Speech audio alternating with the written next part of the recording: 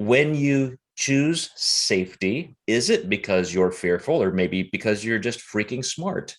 If you do something completely impulsively and risky, of course, there's probably some extra upside reward.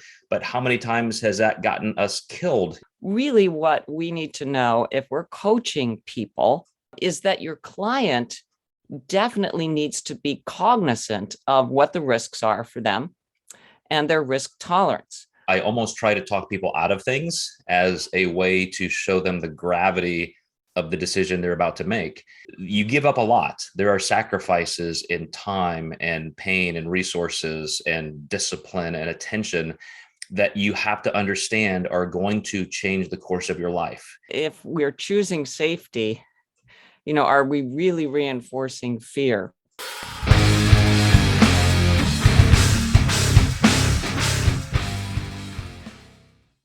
Hey, everybody, welcome back to the Mind Muscle Connection. I'm Joe Klemczewski with a special guest, Dr. Jennifer Souder. And this is really fun because Jennifer is our medical director at the Diet Doc LLC. She also has a legal medical practice in Seattle. She specializes in pain management, also addiction, and has some other, I would call them subspecialties, but I know you're humble enough that you may not claim them as such, Jen. But of course, health, weight loss, possibly even bariatric intervention. You are a world record holding powerlifter. You've got half a dozen or more of those accolades hanging around your neck at any given time. And so the Some of them topic, could have fallen by now, Joe, but you know how they are. They're made to be broken, man. there you go. Yeah, very, very true. I don't know. Knowing you'd probably be back on the platform just to defend that title. I will be. But so one of the things, Jen, that I love about you is you're somebody who digs in. You're not going to just take cliche as truth.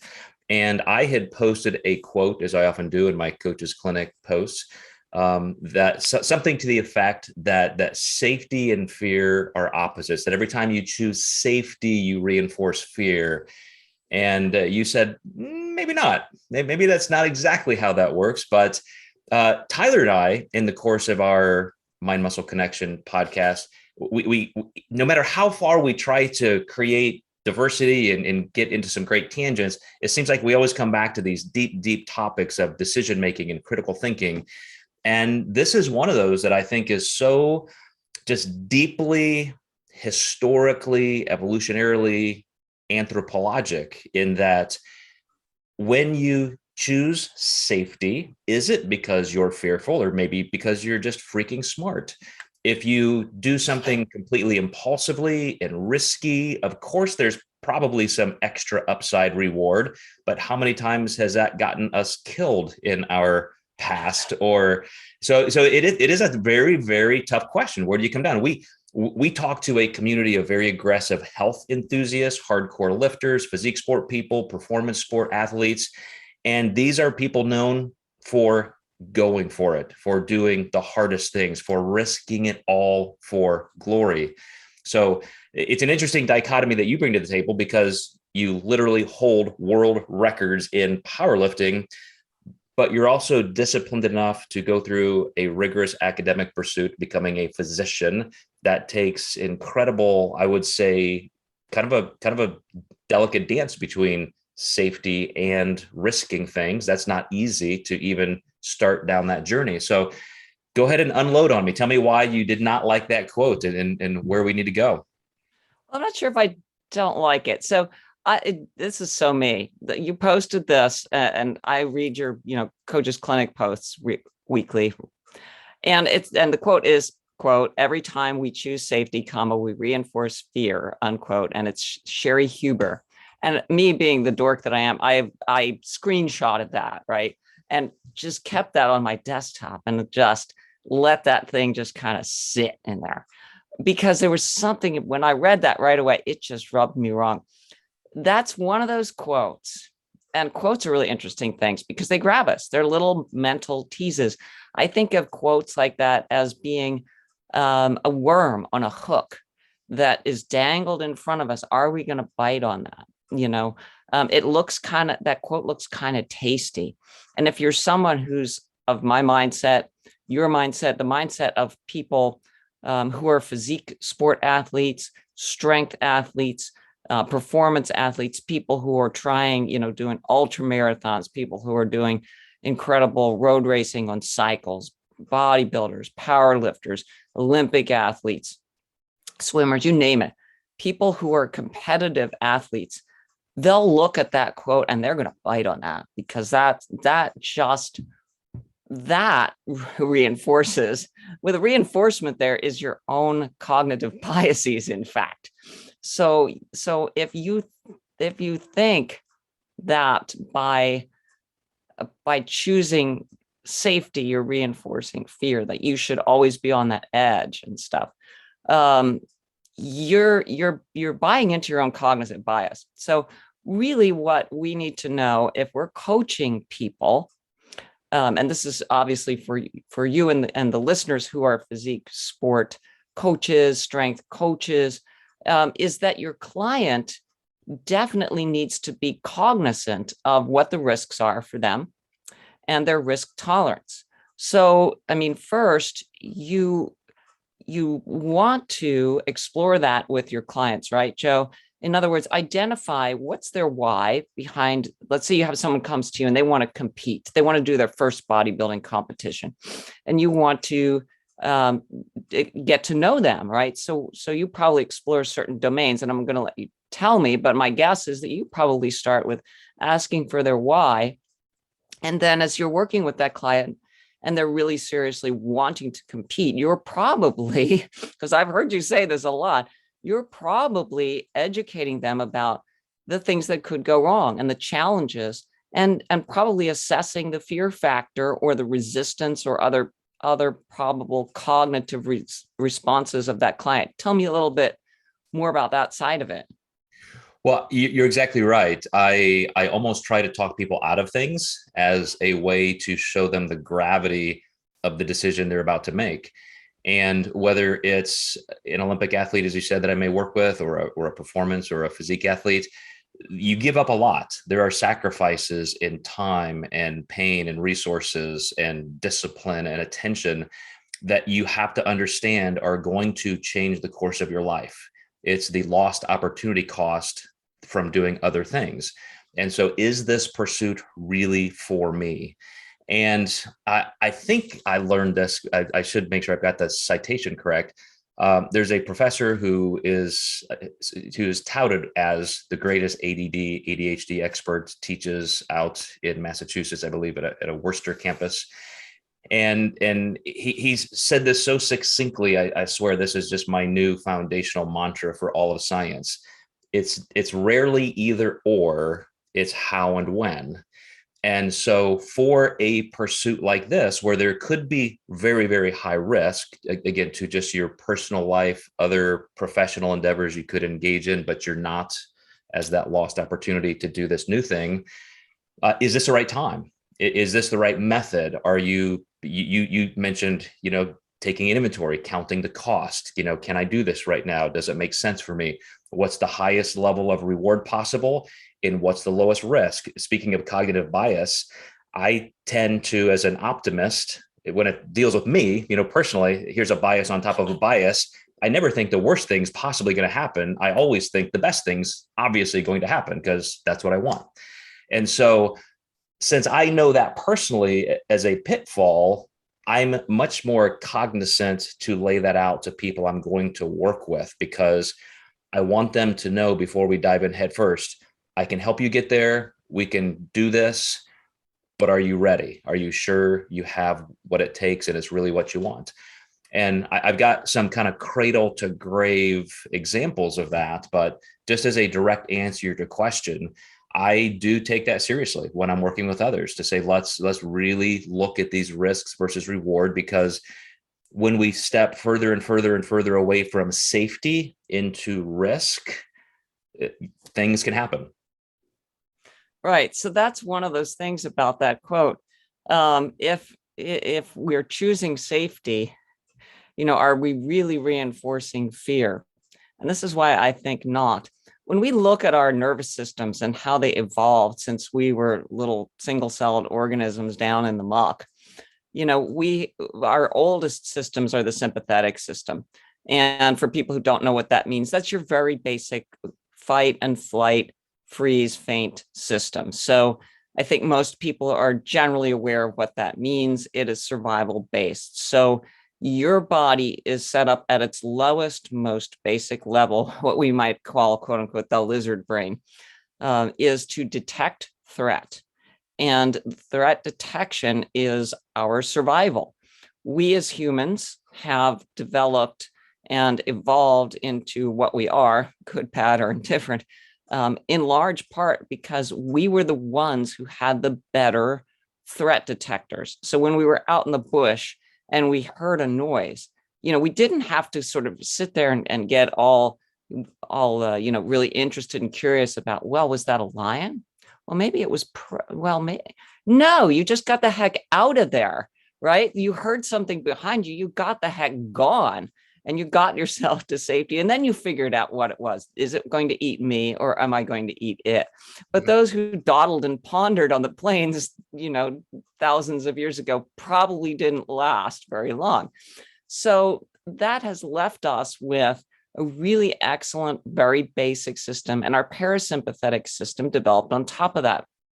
That's the system that we use to connect with each other. That's the system that drives our social connections, which is also a really vital part of Homo sapiens. So it is where we derive our sense of community. It's where we get our emotional intelligence, if we have any, or social intelligence. We survived by learning to work in groups.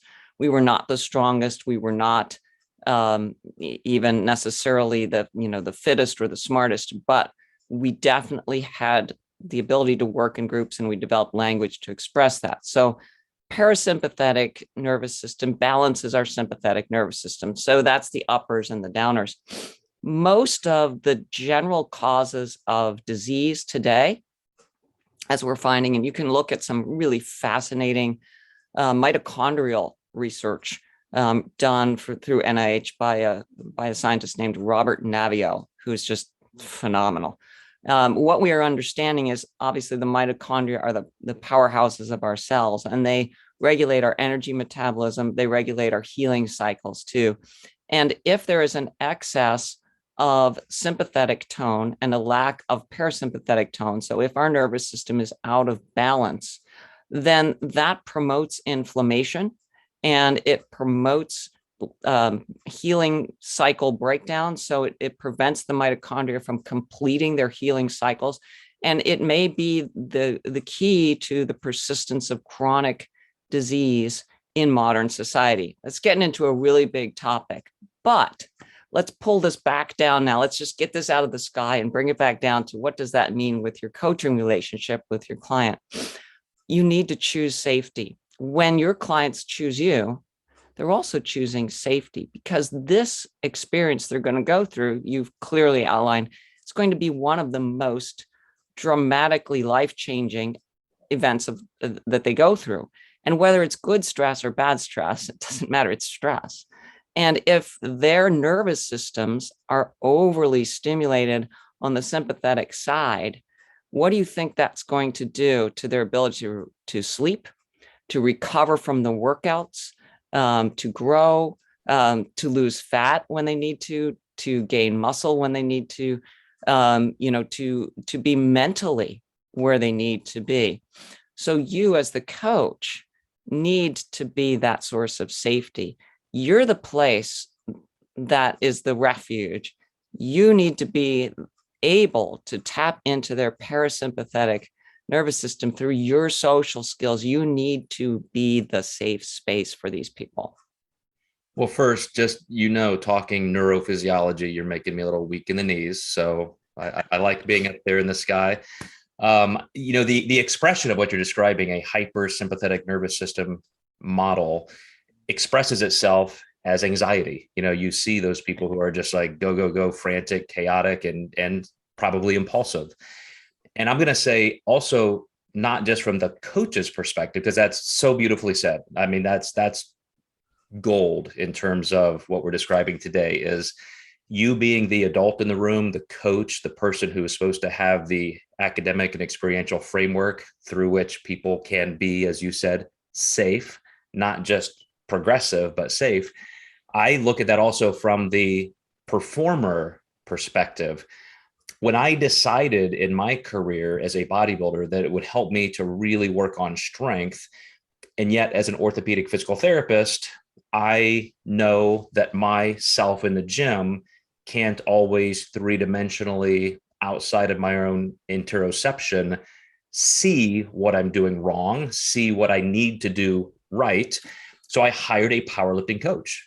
And for 6 months, I did whatever that coach said. This is a guy who also held a personal world record. He had coached Division I teams in the NCAA to national titles as well as individual titles.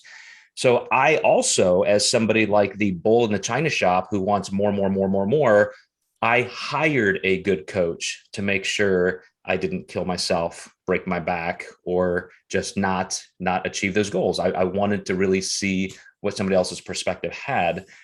But the irony is, and this is why I said that there's such a good cradle to grave view of this, after rearing 4 children from that scientific purview, always interested in their reflexes and their development, now I have a grandson who's 18 months old, and I get to do this all over again.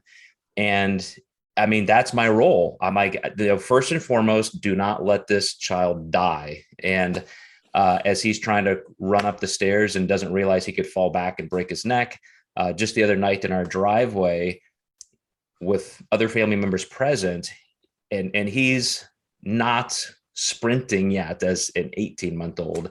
He started getting up to speed on the driveway.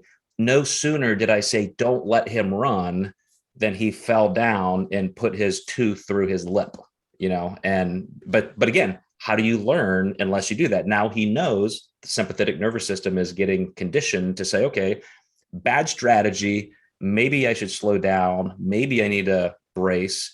So those are the kind of things, as we do pursue aggressive things, I completely agree with you. Safety is not necessarily the opposite. You framed it so well by saying it's the hook, the bait, where all of these high performers, hustle culture, everybody wants to say more, do. And I agree that can just pull you over the cliff if you're not careful. So the sympathetic, parasympathetic balance, really, really good background for this. And if you're a coach and you're working with people, your approach has to reflect that balance in terms of your interactions with the person. So in other words, you have to be sympathetic side. You will be positive and encouraging. You will show confidence in their abilities. You will give them a little more than they can handle to help them to push themselves and to achieve. But you won't give them more than they can handle, so that you continue the forward momentum. At the same side, you have to have that relationship where they know they can fall back on you. By just choosing a coach, as you aptly described, you have given yourself that sense of safety. But the best coaches understand more than just the fact that, okay, I'm here to help support you through this. It's more than that. There has to be that relationship. If you truly develop a relationship of caring, you need to, if you want to coach people, you got to like people. You got to be interested in people, and you got to want to get to know people. And you got to really want to know them as human beings. So you actually have that bond. You really do establish a deeper bond. Sympathetic and parasympathetic is more balanced that way. They're not coming to you eventually as just, my coach, but eventually, I'm sure you've seen this, they become close to being your friend. And these are people that you maintain relationships with your whole life. As a coach, I think it's really important for people to see clients not as clients, but as relationships, because this is where you will separate yourself from the others in terms of the care that you give to people. It isn't just gung-ho business, but your business is the people. Well, I've got one final question to wrap this up for you, Jen. From a technical perspective, when we look at calorie deficit, body composition change over to the performance side in a gym, going for strength and development, research clearly shows that you can go too far, risk metabolic suppression, risk injury on this side. You can take the incremental approach and make sure that you find that sweet spot of pursuit and recovery on the training side, enough of a calorie deficit, but yet anabolism and recovery on the nutrition side. So all of that makes sense. I envision, as you were describing, the almost push and the pull. As a coach, you're pushing to a certain degree, but you're putting this box. You've got a almost a the 10-yard marker on a football field of, okay, we can race to this side, but we got to make sure we're staying within this, and the whole block moves at a time between those parallels. But on a more global life perspective, when to step out and go for something? Should I start this new degree program? Should I risk this relationship? When we're talking about safety versus risk, safety versus fear, how do you make those bigger decisions? When you decided, I'm going to go to medical school, or I'm going to break a world record, you accomplished very, very big things. And I have to think those were not safe moves entirely. So when and how, again, not either or, when and how did you make those big steps out of safety? Well, they're not entirely out of safety, honestly. For the same reason that you talked to clients when they come to you, you ask these probing questions. And I think really when one is making these decisions for themselves, and I'm sure you do this yourself, is you ask yourself these questions. I've realized over the years that I need to be adequately resourced before I put myself in a position of risk. So in other words, it's like a house needs to have a solid foundation before you start to build some really crazy structures on top of it, because the foundation will always be there. It is not necessarily the best time to do your first bodybuilding contest while you're in the middle of your first divorce, while you're about to have your first child, when you're buying your first home, when you're thinking about switching jobs. Take one challenge in life and make sure that you're resourced in the other domains so that you can devote yourself to that one pursuit. And sometimes something like medical school is just your entire life needs to go into it, and there's just nothing about that. But again, your stage in life, you're young enough that is where you are in terms of your developmental and social status as a young person, graduating from school. And then as things come up randomly through life, I've always discovered that when challenges do arise, somehow in the moment, I find myself adequately resourced anyway. And perhaps that's just simply practice. I know you had an experience where your house burned down. Pretty horrifying. But no matter what happened, you found yourself adequately resourced with what you had to make it through.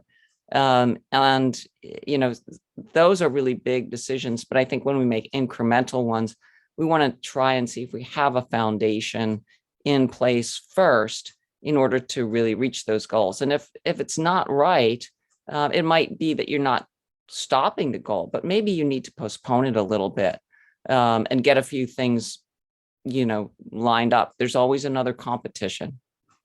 When and how, perfectly said. And I'm very glad. I thought just for fun, I was going to oppose your opposition to that quote, but I'm glad I didn't, because you nailed it, and you would have won. But No win or losing here. Dr. Jennifer Souders, thanks so much. Love your contribution to everything in health and fitness, especially in my orbit. And those of you watching the Mind Muscle Connection, hopefully we will see you next time with another great topic.